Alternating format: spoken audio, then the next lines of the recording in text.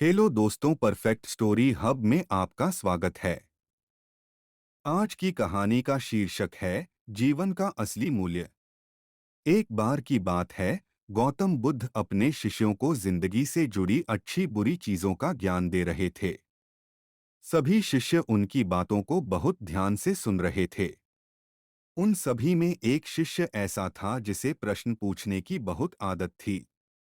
वो उठकर गौतम बुद्ध के पास गया और उनसे बोला, आप हमें जिंदगी के बारे में जो कुछ सिखा रहे हैं उस सब का क्या फायदा, क्योंकि हम में से बहुत से बच्चों को ये भी नहीं पता कि हमारे जीवन का मूल्य क्या है और ये जीवन हमारे लिए कितना कीमती है।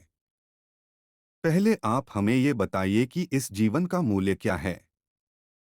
अपने शिष्य की बात सुनकर गौतम बुद्ध अपने कक्ष में गए और एक चमकता हुआ पत्थर का टुकड़ा लेकर आए।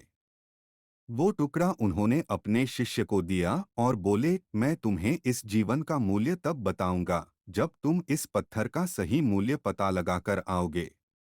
साथ ही ये ध्यान रखना कि तुम्हें ये पत्थर का टुकड़ा किसी को बेचना नहीं है। गौतम बुद्ध की बात मानकर वो शिष्य बाजार की तरफ चला गया। बाजार में सबसे पहले उसकी नज़र एक फल बेचने वाले पर पड़ी और उसने वो पत्थर उस फल वाले को दिखाया और बोला, इस पत्थर के बदले आप मुझे कितने फल दे सकते हो। फल वाला बोला, ये पत्थर कुछ खास तो नहीं है, लेकिन फिर भी इसके बदले में तुम्हें 10 केले दे सकता हूँ। वो शिष्य उस पत्थर को लेकर आगे चला गया। फिर उसे एक सब्जी वाला मिला। शिष्य ने उस सब्जी वाले से उस पत्थर की कीमत पूछी। सब्जी वाले ने उस पत्थर को ध्यान से देखा और बोला, इस पत्थर की कीमत के बदले में तुम्हें ज्यादा से ज्यादा एक बोरी भरकर सब्जियां दे सकता हूँ। इसके बाद वो शिष्य उस पत्थर को लेकर एक सोने के व्यापारी के पास गया। उस पत्थर की टुकड़े की चमक देखते ही उस सुनार ने उसकी कीमत 100 सोने के सिक्के लगाई। शिष्य ने वो टुकड़ा बेचने से मना किया तो वो सुनार उसके बदले 200 सोने के सिक्के देने को भी राजी हो गया। लेकिन शिष्य ने वो पत्थर नहीं बेचा। इसके बाद वो शिष्य एक हीरों के व्यापारी के पास गया और उनके सामने उसने वो पत्थर के टुकड़े को रख दिया। उस पत्थर को देखते ही हीरों के व्यापारी ने एक साफ कपड़ा बिछाया, उस पत्थर को उसके ऊपर रखा, फिर उसकी परिक्रमा की और हाथ जोड़कर उस पत्थर को कपड़े में लपेटते हुए वो बोला, तुम जिसे मामूली पत्थर समझकर उसकी कीमत पूछ रहे हो, असल में ये एक बेशकीमती रूबी है। ऐसा रूबी हर किसी को नहीं मिलता। मैं अगर अपना सब कुछ बेच भी दूं तो भी इसकी कीमत नहीं चुका सकता। उस व्यापारी की बातें सुनकर वो शिष्य हैरान हो गया। वो दौड़ा दौड़ा सीधा बुद्ध के पास आया और उन्हें उसने जो कुछ भी बाजार में हुआ वो सब बताया। उसकी अचरज भरी बातें सुनकर गौतम बुद्ध बोले, तुम्हारे सवाल का जवाब इस रूबी की कीमत में ही छिपा है। हमारा जीवन भी एक रूबी है, रूबी की तरह ये भी बेशकीमती है, लेकिन हम इस बात को हमेशा नज़रअंदाज करते हैं और अपने जीवन का मूल्य नहीं समझते। हम दूसरों को देखकर और उनके जैसा जीवन जीने की कोशिश में अपने जीवन की कीमत को कम कर देते हैं।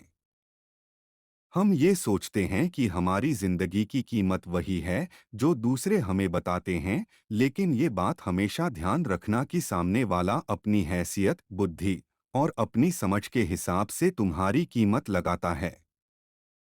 जिंदगी सिर्फ एक बार मिलती है, इसलिए इसको बर्बाद ना करें। अपनी जिंदगी को उतना ही कीमती समझें जितना कीमती आप अपने बैंक में रखे रुपयों को समझते हैं। आज के समय में लोग अपनी जिंदगी से ज्यादा कीमती प्यार, पैसों और दिखावे से भरी चीजों को समझते हैं। प्यार के चक्कर में लोग सुसाइड कर लेते हैं। पैसों के चक्कर में ऐसा काम करने लग जाते हैं जिससे उनकी जिंदगी बर्बाद हो जाती है। नाम कमाने के चक्कर में उल्टे सीधे काम करने लग जाते हैं। हमेशा याद रखें कि दिखावा करना जरूरी नहीं है। प्यार दोबारा मिल सकता है, पैसा फिर कमाया जा सकता है, लेकिन जिंदगी को फिर से पाया नहीं जा सकता। इसलिए अपनी इस बेशकीमती जिंदगी को अच्छे से जिएं। हर पल का आनंद लें। कभी ये ना सोचें कि आप इस दुनिया में किसी काम के नहीं है। ना कभी ये सोचें कि आपकी जिंदगी व्यर्थ है, आपके होने या ना होने से कुछ फर्क नहीं पड़ता।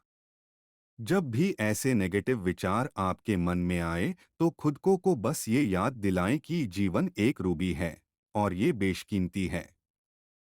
अगर आपको हमारी कहानी पसंद आई हो तो लाइक और सब्सक्राइब करना न भूलें। जय हिंद।